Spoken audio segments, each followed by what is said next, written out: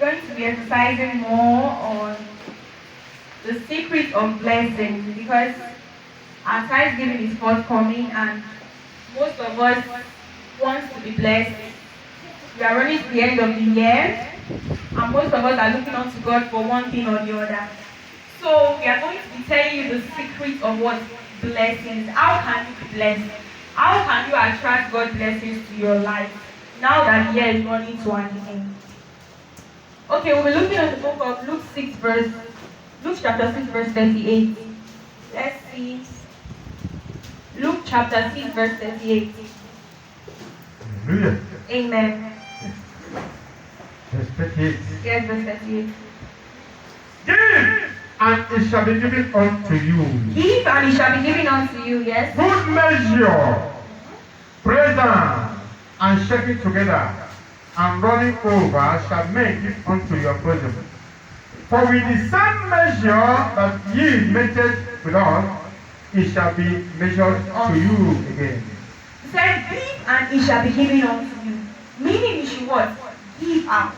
Don't look that I don't have, I don't do this, I don't have. No, give the little you have. And when you are giving, don't complain that oh, this is the little I have, this is the what I have. No, give it with all your heart. Don't allow someone to force you or someone to say this is what you are supposed to do until you what? Do it. Give it with all your heart because you are giving it to what? God. Give it with all your heart. Open your heart. Be willing to what? Give. Now someone to force you that no, this is what you are supposed to do or this is what you are not supposed to do. You know that yes, you are giving unto God. And when you are giving unto God, you are attracting God's blessings upon your life. Now says, for with the measure ye measured, withal it shall be measured unto you. The measure you measure, it shall be what? Measured unto you. And if it being measured unto you, it will be measured unto you in a bountiful way because what? You are giving. And you are giving what? Unto God. Meaning if God wants to bless you in return, it cannot be that particular amount or that particular thing you give to someone that God is going to what? Use to bless you. It's going to be bless you in what? Abundance. Hallelujah. It now says, it shall be measured unto you, and it shall be measured unto you what? Again. Now, give and it shall be given unto you, good measures pressed down and shaking together. If it wants to be what? Given unto you again. Now, let me take for instance, they said what? Good measures pressed down. Let me take for instance now, if you are going to the market, you want to buy, for instance, let me use my mommy's food as an example, crayfish. They will say, press it very well. The one they are pressing is they are what? Adding more. They are pressing, they will say again, press it very well. They will say, shake it. They will shake the back. The one they are shaking the back, they are adding more. That means the what? The blessings are becoming what? Excess. They are becoming what? Abundant. So when you give out, and if it's actually going to be given back to you, what? It will be pressed down, shaking together. That means it will be what? Excess blessings. Now, let's move. Now, the reason why so many people are not succeeding is because there are things they needed to give out that they what? Withhold. Things you are supposed to give out. You look around you say, oh, if I give sister this one now, which one will I eat? If I give uncle this one, don't look at that. Give with all your heart because when you are giving with all your heart, we are God's image. And even God gave his only begotten son to us. And since we are his image, we are supposed to take after him. Really? Are you understanding what I'm saying? Yes. We are supposed to take after him. So many people will look around them and say, oh, this thing. No, I don't want to give it out. If I give it out to so person, which one will I use this night? No, which one will I use tomorrow? Don't think about God. As a child of God, you need to have faith in God. Trust in God because God has been the one providing for you. So if God tells you to give out your mind, you need to give out that thing because he knows that he's going to what? Bless you in return. Now let's look at the book of Proverbs 28 verse 27. Proverbs 28 verse 27. Proverbs 28:27. Yes. He says, he that giveth unto the poor, he that giveth unto the poor shall not lack. Exactly. But he that hideth his eye shall have many accord. If you give out unto the poor, ye shall not lack. For you that hideth your eye, you have, if I give this one, which one will I eat? Or you just want to keep it for yourself only, just for your own self. You are attracting cost to yourself and you cannot receive. See, sisters and brothers, let me tell you one thing. The more you give, is the more you what? Receive. And the Bible says, blessed is the hand that giveth than the hand that what? Receiveth. Blessed is the word. And when you are giving, have you ever noticed our prophet used to say that whenever you are giving, the hand of the giver is always what? On top. And the hand of the receiver is always what? Down. That's what people don't understand. The more you give is what? The more you what? Receive. Sisters and brothers, if you are a giver, you are a giver, a true giver. When I'm talking about a giver, not someone that they will force you to give. They want to make contribution in church, you will be forced to make. No, you give willingly. If you are a giver, God sees your heart and is going to what? Bless your brother. Even when challenges comes your way. See, let me tell you, there is no way. When you just put one or two phone calls through, you will find that people are blessing you abundantly. If you are a true giver, you are having issues, you are having problems. For instance, you are having a problem and needed to be solved. My sister, just try it. You are a true giver. Just put one or two phone calls that, uncle or brother or I need it. They will tell you that, don't worry, don't mention. Send your account number. You will just be surprised that people will be blessing you. People will be favoring you from nowhere. Someone can just see you on the road and just say, sister, this, I want to bless you with this. I want to bless you with that. You might not know the person because you are a what? True giver. Now, Acts 20 verse 35 says, it is more blessed to give than to receive. Most of us, all we want is just for them to be giving us. But you don't want to what? Give out. You don't want to what? Help others. You don't want to what? Contribute to the church. You don't want to. Now, is it? Okay, for instance, so many people have helped to what? Build companies. Build so many things. And that companies are transforming life for people. My sister and brother, now think if people what? Help to build church, the church of Christ. And if the church of Christ is being built in a good foundation, now that church of Christ is standard because you help to build the church. Now imagine how the church of Christ is going to impact so many lives of people. If an ordinary company that someone would help to build impacts the life of people. Now imagine someone building the church of God, how that particular person's life will be, or the person that the church of God is impacting to, how the person's life is going to be. Now, 2 Corinthians chapter 9 verse 7 says, God loveth the cheerful giver. When we are talking about cheerful giver, when you are not being forced to give, willingly, from your heart, you have it in mindset, from your heart is what? Open, willingly to give. When you are not being forced to give, that is what? A cheerful giver. Something comes up in the church that, okay, we need this to do this, we need that to do that. From your heart, you stand up and, I'm willing to do this for the church of Christ. I'm willing to do that for the church of Christ. No one forced you. No one said, it's a must, so you must do it, you must do that. From your heart, even though you are not doing that, some particular things that you should not be told to do for the church of God that we should what?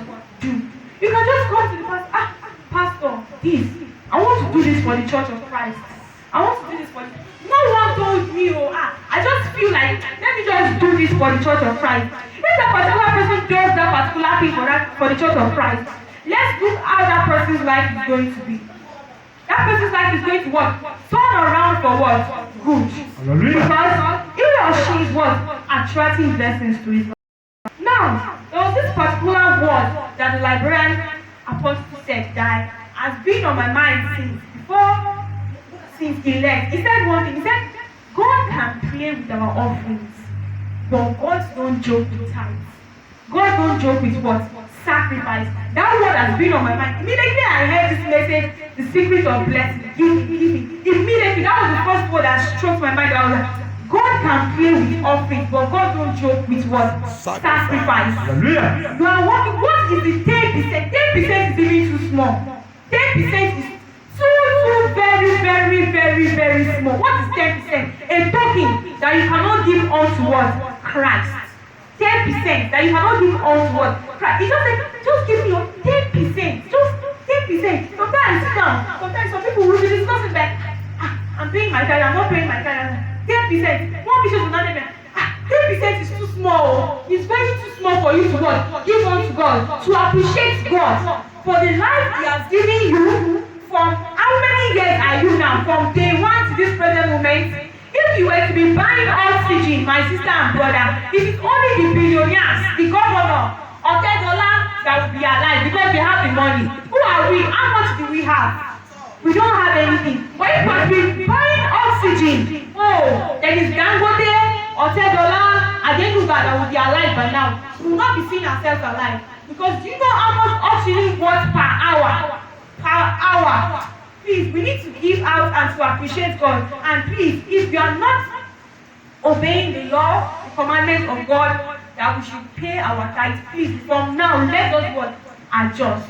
Let us what? Adjust. The 10% you are giving to God is attracting more blessings to your life. It's attracting blessings that is more than that 10% you are giving unto Him. Hallelujah. So please, let's adjust. Now, 2 Corinthians chapter 2, verse 9 says, but this I say, if we sow it sparingly, shall reap sparingly, and if we sow it bountifully, shall reap bountifully. Now, you want to give unto Christ. You have no. If I give God 1,000 naira, what will me and my children eat at home? What will my husband eat at home? No. Let me give 100 naira. Let me give 150. Just manage. Just put 150. You gave 150 to Christ. If God wants to bless it, that's how God will look and say, this is my daughter, let me just manage and give him or her small blessings. But if you give with all your hands, oh, this is the 1,000 naira. No, it's for God. I know that if I give God this money, God is going to make the way because He has been the one providing for me and my family. God is going to make, you put it out, God, as I'm giving this money, Father bless me. You put down, you will be surprised, you will be going on you. Somebody that's not even called you for long time. Hello, Sister Josephine, how have you been? Long time, oh yeah, set your account number now, let me do this money. You say, so is this how God works? You gave your last card to Him willingly, and now blessings are what? Coming your way. When you want to give, you give to God bountifully. You don't give to God sorrowfully, in pity mind. You don't can't see that. Now wow.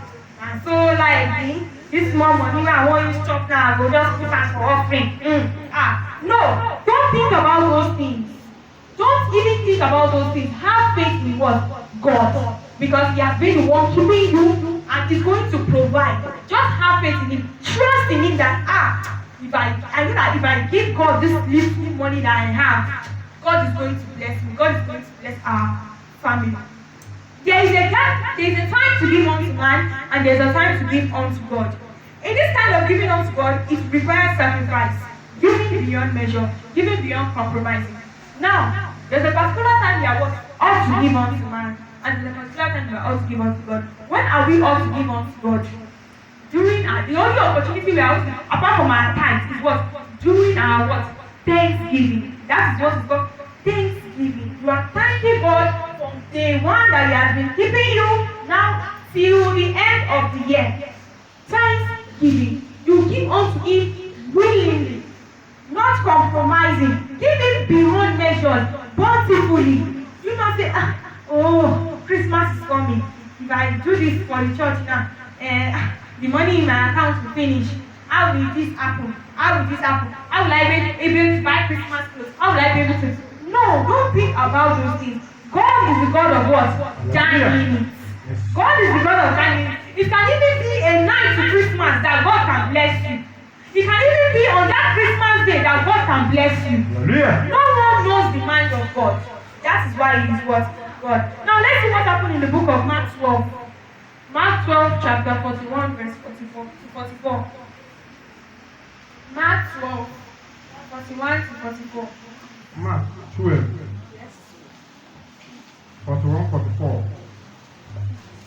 He says, the men of Nineveh shall rise in judgment. Sorry. Mark 12, 41. And Jesus sat over against the treasury and beheld how the people cast the money into the treasury, and many that were rich cast in much. And there came in a certain poor widow, and she threw in 2 mites, which made a farthing.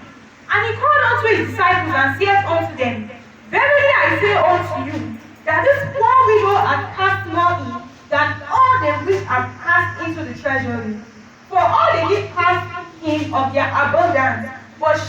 her husband cast in all that she had, giving all her living.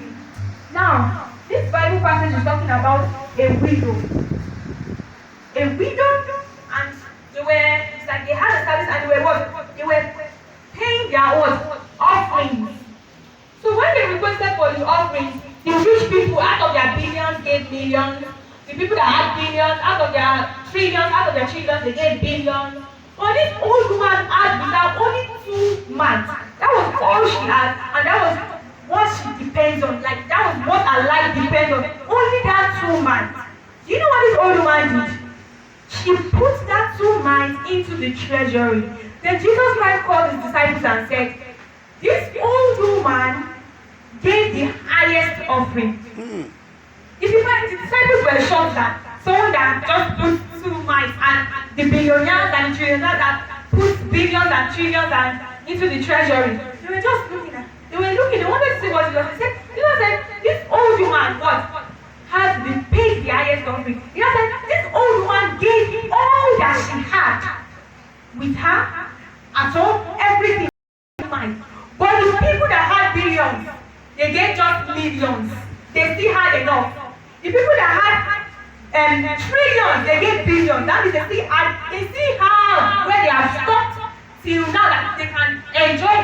But this old woman had just 2 months, and she put it into the treasury.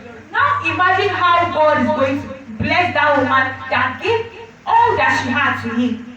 That means she's going to receive a bountiful blessing. Okay, very good. Now let's look about what about the Shunammite woman? Let's look at the Shunammite woman. The book of 2 Kings chapter 4 verse 8 to 17. 2 Kings chapter 4 verse 8 to 17. 4. Yes, verse 8. 8 to 17. And it fell on a day that Elisha passed to Shunem, where was a great woman, and she constrained him to eat bread. And so it was that as oft as he passed by, he turned in thither to eat bread. And she said unto her husband, behold, now I perceive that this is a holy man of God, which passes by us continually. Let us make a little chamber, I pray thee, on the wall, and let us set for him there a bed and a table and a stool and a candlestick, and it shall be when he cometh to us that he shall turn in thither. 11. Yes, Elijah was passing, and there was a what? Great Shunammite woman.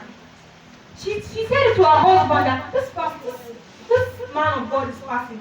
Let us call him. Let us what? Make a chamber for him. He was a man of God. He was passing like, let's call this man of God. Let us what? Make a chamber for him. Continue, Pastor. Verse 11. And it fell on the day that he came thither, and he turned into the chamber and lay there. And he said to Gehazi, his servant, call these Shunammite. And when he had called her, she stood before him. And he said unto him, say now unto her, behold, thou hast been careful for us with all this care, that what is to be done for thee? Wouldest thou be spoken for to the king or to the captain of the host? And she answered, I dwell among my own people. And he said, what then is to be done for her? And Gehazi answered, verily she has no child. And her husband is old. And he said, call her. And when he had called her, she stood in the door. And he said, about this season, according to the time of life, thou shalt embrace a son.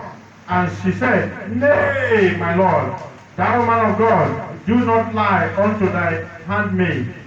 17. And the woman conceived and bare a son at that season that Elisha had said unto her. Give him break the yoke of barrenness.